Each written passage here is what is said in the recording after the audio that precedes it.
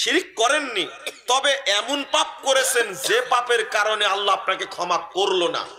ধারাবাহিকতা কি বুঝতে পারছেন আপনারা? আপনি শিরিক করেননি, তবে আল্লাহ কিয়ামতের মাঠে আপনাকে ক্ষমা করলেন না, এমন কোন পাপ করেছেন। বলেন তো কি পাপ? হ্যাঁ, বেদাত একটা, আর একটা না না, বান্দার হক আল্লাহ ক্ষমা করে দিবেন না। যেটা বলার দরকার ওইটা বলছেন না কেন? গোপন রাখছেন কেন? বেনামাজি, এই বদের ক্ষমা নাই, কঠিন জিনিস। মাপ পাইতে পারে, তবে হাদিস দ্বারা যেটা বোঝা যায় একে আল্লাহ ক্ষমা করবে না।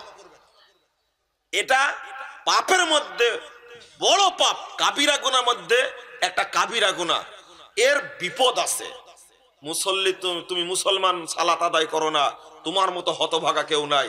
দেখো, জেনাকারী সে মাপ পেতে পারে, চোর মাপ পেতে পারে, মদখোর মাপ পেতে পারে, মানুষ হত্যাকারী ব্যক্তি মাপ পেতে পারে, তুমি বেনামাজি, মাপ পাওয়ার সুযোগ খুব কম।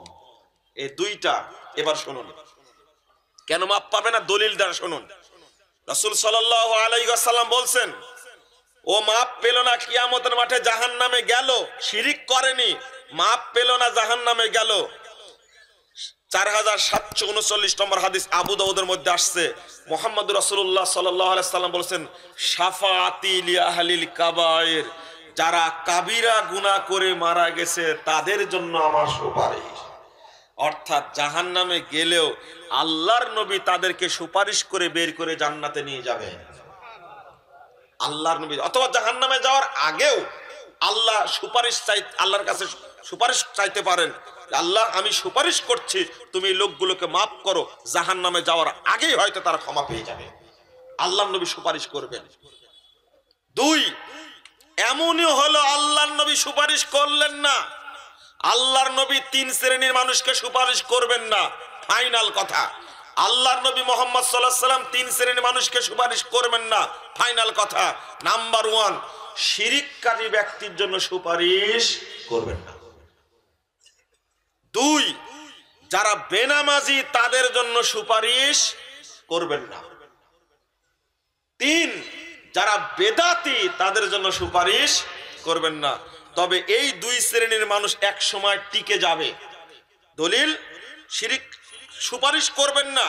আল্লাহ নবী বলছেন, 2441 নম্বর হাদিস তিরমিজির মধ্যে এসেছে, মুহাম্মদুর রাসূলুল্লাহ সাল্লাল্লাহু আলাইহি ওয়াসাল্লাম বলছেন, ফাখতারতু শাফাআ, আমার সুপারিশ তার জন্য কার্যকর হবে, আমার সুপারিশ ওই ব্যক্তির জন্য কার্যকর হবে, মাম্মাতা লা ইউশরিক বিল্লাহি শাইআ, যে মারা গেছে অথচ আমার সাথে কাউকে শরীক করেনি, এই ব্যক্তির, আল্লাহর সাথে শরীক করেনি, এই ব্যক্তির জন্য আমি সুপারিশ করব।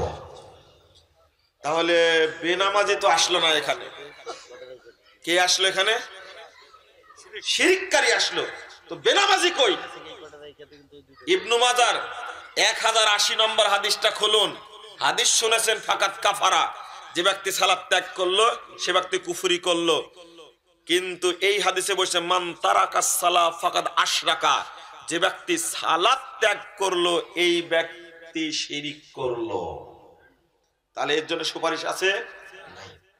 ভালো করে শুনে রাখুন, সালাত ত্যাগ করেছে যে, সে শিরিক করেছে। শিরিক করেছে কিসের সাথে? প্রবৃত্তির সাথে। সে শয়তানের সাথে শিরিক করেছে, আল্লাহর ইবাদত না করে প্রবৃত্তির পূজা করেছে, শয়তানের পূজা করেছে, যার কারণে শিরিক করেছে। দলিল, সূরা মারইয়াম 59 নম্বর আয়াত খুলুন। আল্লাহ বলছেন, ফাখলাফা মিন বাদিহিম খালফুন আদাউস সালাহ ওয়াত্তাবাউশ শাহওয়াত ফাসাউফা ইয়ালকাউনা গায়্যা। তারা হলো মরীচিকা অপদার্থ, তারা হলো মরীচিকা অপদার্থ, যারা সালাত পড়ে না, তারা হলো মরীচিকা অপদার্থ। আদাউস সালাহ, তারা সালাতকে নষ্ট করেছে, ওয়াত্তাবাউশ শাহওয়াত, প্রবৃত্তির পূজা করেছে। সালাত আযান হয়েছে, ও চা বিক্রি করছে, চা স্টলে আপনি গল্প করছেন, একামত হয়ে গেল, ও চা বিক্রি করছে, কাজ করছে, দোকানে বসে আছে, সালাত শেষ হয়ে গেল, ও চা বিক্রি করছে, দোকানে বসে আছে, দোকানদারি করছে, সালাতের আযান হয়েছে, একামত হয়েছে, জামাত হচ্ছে চোখের সামনে দেখার পরে সালাত পড়ছে না, মানে ও প্রবৃত্তির পূজা করছে, ও শিরিক করছে, ও প্রবৃত্তিকে ভালোবাসছে, মনকে প্রাধান্য দিয়েছে, ও আর শয়তানকে প্রাধান্য দিয়েছে। আল্লাহ রাব্বুল আলামিন বলছেন ফাসাউফা ইয়ালকাউনা গাইয়া, অচিরেই এই ব্যক্তি জাহান্নামের তলদেশে পড়বে। বেনামাজি এই বদের এতই বুদ্ধি, এতই বেকুবেরা, এদের বুদ্ধি কিন্তু পাকা। ইবলিস শয়তান এদের কাছ থেকে বুদ্ধি ধার করে। আপনি নামাজ পড়তে ডাকবেন তো বলবে কি জানেন, যাও তোমরাই নামাজ পড়ো, আমি নামাজ না পড়লে ঈমান ঠিক আছে। বলেন কত বড় বদ একটা, ওর খোঁচা মারার দরকার আছে? চা বিক্রেতা ওকে ডাকছেন যে চলো জামাত শুরু হয়েছে, নামাজটা পড়ে আসি, তখন ও বলবে যাও যাও, কত নামাজিকে দেখলাম নামাজও পড়ে সুদও খায়, ওর খোঁচা মারার দরকার আছে? আপনি আপনার বড় ভাইকে ডাকছেন যে বড় ভাই উঠো, ফজরের আজান হয়েছে, নামাজ পড়ে আসি চলো, ও দরজা খুলেই বলবে ঘুমে ডিস্টার্ব করো কেন, তোমার সালাত তুমি পড়তে যাও, আমি কি তোমার কবরে যাব? দেখছেন কত বড় বদ, যুক্তি কত সুন্দর, একবারে টাটকা যুক্তি। বলে তোর কবরে আমি যাব নাকি, ডিস্টার্ব করিস কেন, তোর নামাজ তুই পড়, তোর নেকি হবে, আমি কবরে যাব, আমি শাস্তি আমি বুঝবো। বুদ্ধি কম আছে? এরা তো মানুষ না, না গরু ছাগলও না, শুয়োর কুকুরও না, মানরও না, তার চেয়ে খারাপ। এটা আল্লাহ রাব্বুল আলামিন বলে দিয়েছেন সূরা আরাফ 179 নম্বর আয়াত খুলুন, আপনি পাবেন। আল্লাহ বলছেন উলাইকা কাল আনআম, অন্তর আছে বুঝে না, কান আছে শুনে না, চোখ আছে দেখে না, বুঝাও বুঝে না, একবারে বুঝাও বুঝে না। উলাইকা কাল আনআম, তারা হলো চতুষ্পদ জন্তুর ন্যায়, বলহুম আযাল, বরং তার চেয়েও খারাপ। এটা আল্লাহ বলে দিয়েছেন। ওর বুদ্ধি আছে, জ্ঞান আছে, সব জানে ও, কিন্তু সালাতটা শুধু পড়তে পারে না। শোনো, তোমার জন্য ফয়সালা, 1 নম্বর ফয়সালা, তুমি শিরিক না করলেও তোমাকে জাহান্নামের তলদেশে যেতেই হবে, এতে কোনো সন্দেহ নাই। ওর ফতোয়া কি জানেন? বেনামাজের ফতোয়া, আরে 2-3 দিন জাহান্নামে থেকে তো জান্নাতে যাবই। এই কত বড় বেয়াকুব বলেন তো দেখি, নিজে নিজে ফতোয়া দিচ্ছে, আরে 2-4 দিন জাহান্নামে থাকবো, তারপরে তো জান্নাতে যাবই। আরে বেয়াকুব, জাহান্নামে পড়তেই সময় লাগবে 70 বছর, 1 বছর না। 2-3 দিন জাহান্নামে থাকবে মানে বলিস কি? তোর তো হিসাব থাকা উচিত। 7346 নম্বর হাদিস সহিহ মুসলিম হলো, তুমি ভালো করে দেখে নাও। তোমার এত বুদ্ধি কেন? বেনামাজি বেশি হওয়ার কারণে রাষ্ট্রে সমাজে অসন্ত্রাস এবং অনাচার বেশি। আবার নামাজিরা শুদ্ধভাবে সালাত আদায় না করার কারণে নামাজিরাও দুর্নীতি করে।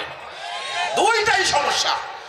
নামাজ তো পড়ে না, সব বেদাতি নামাজ পড়ে, জাল নামাজ পড়ে সব, দুইটাই সমস্যা। আমি বলছি রাসূল সাল্লাল্লাহু আলাইহি সাল্লাম একদিন বলছেন, সাহাবীরা একটা শব্দ শুনলে, বিকট শব্দ, সাহাবীরা বললেন যে শব্দ শুনলাম, কিসের শব্দ বলো তো? আল্লাহ এবং আল্লাহ রাসূল ভালো জানেন। রাসূল সাল্লাল্লাহু আলাইহি সাল্লাম বলছেন, শোনো, আজ থেকে 70 বছর পূর্বে, আজ থেকে 70 বছর পূর্বে জাহান্নামের মুখে একটা পাথর ছেড়ে দেওয়া হয়েছিল, বিশাল পাথর ছেড়ে দেওয়া হয়েছিল। পাথরটি পড়তে পড়তে 70 বছর পরে আজকে জাহান্নামের তলদেশে পড়েছে। আপনি চিন্তা করুন জাহান্নাম কত গভীর। একটা পাথর যদি 1 ঘন্টা নিচে নামতে থাকে, কত কিলোমিটার নিচে নামবে? হাদিস আপনি বিশ্বাস করবেন কি করে?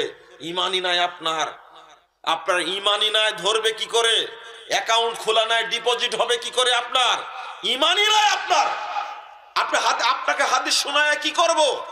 আল্লাহ নবী বলছেন পাথরটি পড়ছে 70 বছর যাবত, 1 ঘন্টা যাবত যদি নিচে পড়ে একটা পাথর, কত কিলোমিটার নিচে পড়বে? যদি একটা পাথর 24 ঘন্টা নিচে পড়ে, কত নিচে পড়বে? যদি একটা পাথর 1 সপ্তাহ যাবত নিচে পড়তে থাকে, কত নিচে যাবে? একটা পাথর যদি 1 মাস যাবত নিচে পড়তে থাকে, কত নিচে যাবে? একটা পাথর যদি 1 বছর যাবত নিচে নামতে থাকে, কত হাজার লক্ষ কোটি কিলোমিটার নিচে নামবে? সেখানে 1 ঘন্টা না, 24 ঘন্টা না, 1 সপ্তাহ না, 1 মাস না, 1 বছর না, পাথরটি জাহান্নামের নিচে পড়তে সময় লাগছে 70 বছর। আর তুমি বলো জাহান্নামে গেলে তো 2-3 দিন পরে আবার জান্নাতে যাবোই। তোমার লজ্জা করা উচিত, শরম করা উচিত। আর জাহান্নামের তলদেশে ফেলবে এই বেনামাজিদেরকে। আমি বলছি আপনাদেরকে, যারা নামাজ পড়েন না নিয়মিত, আমি তাদেরকে বলবো সালাত যেন ছুটে না যায়। আর যাই তাই করেন না কেন, সালাত 5 ওয়াক্ত ওয়াক্ত মোতাবেক আদায় করবেন। এটা হলো আমার পরামর্শ, আমার উপদেশ, আমার দাবি, জোরালো দাবি। আপনি সুন্নাত সালাত পড়তে না পারলেও শুধু ফরজ পড়েন। ফরজ যদি পড়তে, জোহর পড়ছেন, আসর পড়ার সময় পাবেন না, জোহরের সাথে আপনি আসর পড়ে নেন।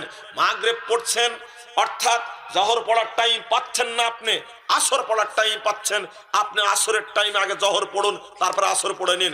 আপনি মাগরিব পড়ার টাইম পেলেন না, এশার টাইম হয়ে গেছে, আপনি এশার টাইম আগে মাগরিব পড়ে নিন, তারপরে এশা পড়ুন। আপনি মাগরিব পড়ার সুযোগ পাচ্ছেন, এশা পড়ার সময় পাবেন না, আপনি মাগরিব পড়ার পর সাথে সাথে এশাও পড়ে নিন। শরীয়ত এত সহজ করে দিয়েছে। আপনার কেবলা বুঝতে পারেন না, আপনি যাবেন ঢাকার দিকে, আপনি যাচ্ছেন ঢাকার দিকে, কেবলা হলো পিছন দিকে, যাবেন আপনি ঢাকার দিকে, কিন্তু কেবলা সিনা বুঝতে পাচ্ছেন, গাড়িতে বসে আছেন, সালাতের ওয়াক্ত হয়ে গেছে, কেবলার প্রয়োজন নাই, যেদিকে গাড়ির মুখ আছে সেটাই হলো কেবলা। আপনার ওযু করবেন, পানি নেই, ওযু করবেন, পানি নেই, তায়াম্মুম করবেন, মাটি নেই, ওযু করবেন, পানি পাচ্ছেন না, তায়াম্মুম করবেন, মাটি পাচ্ছেন না। ইমাম বুখারী বাব বেঁধেছেন, বাবুস সালাতি বিগাইরি উযুইন ওয়ালা তায়াম্মুমিন। সাহাবীরা তাই করেছিলেন, ওযু করার পানি পাননি, তায়াম্মুম করার মাটি পাননি, তারা এমনিতেই সালাত আদায় করে ফেলেছেন, সালাত হয়ে গেছে। শরীয়ত কত সহজ করেছে, শরীয়ত কত সহজ করেছে। আপনি সফরে বের হয়েছেন, সহজ করার জন্য সুন্নাত তো বাদ দিয়েছেন, ফরজ সালাতের কমিয়ে দিয়েছেন, 4 রাকাতের কাজে 2 রাকাত করে দিয়েছেন।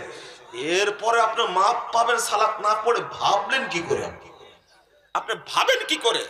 সালাত গুরুত্বপূর্ণ। গোলাগুলি চলছে, কাফের মুশরিকরা গুলি করছে, মুসলিমরা একদিকে, কাফের মুশরিকরা আরেকদিকে, গোলাগুলি চলছে, সালাতের টাইম হয়ে গেছে। আউয়াল ওয়াক্তের দাম কত? 500 সৈন্য থাকলে 250 থাকবে শত্রু বাহিনীর সামনে, 250 আসবে সালাতের জন্য। 1 রাকাত পড়ে ইমাম দাঁড়িয়ে থাকবেন, বাকি 250 চলে যাবে শত্রুর সামনে, ওই 250 এসে ইমামের পিছনে দাঁড়াবে, সালাত আদায় করতেই হবে। গুলাগুলি চলছে, তাও সালাত পড়তে হবে, মাফ নাই।